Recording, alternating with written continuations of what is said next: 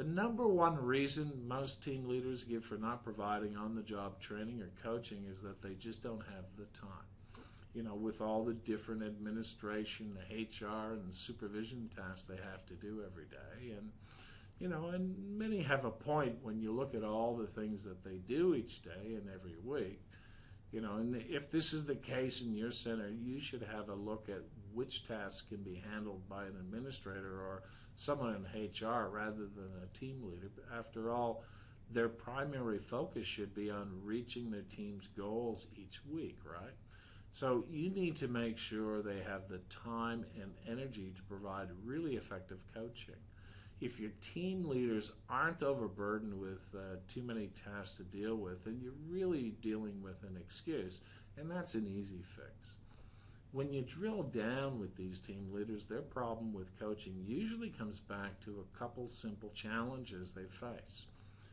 Firstly, they don't really know what problems their team members are having on their calls with their process because they don't spend enough time listening to team members' calls. So, how can they understand what areas their team member needs coaching with?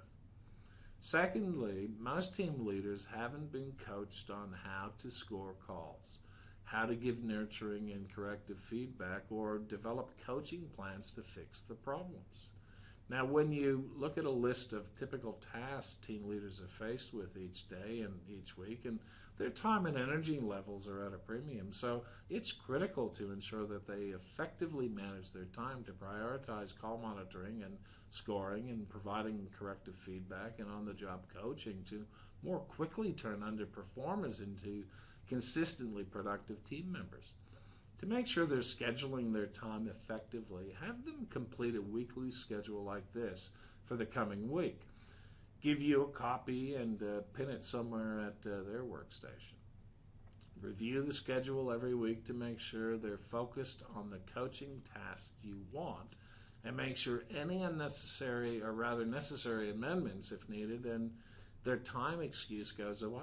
You also want to keep them accountable, so periodically check in throughout the week to make sure they're doing their coaching tasks as scheduled.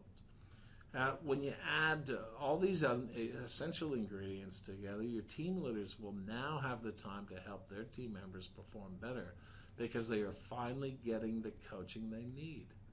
Okay, makes sense, doesn't it?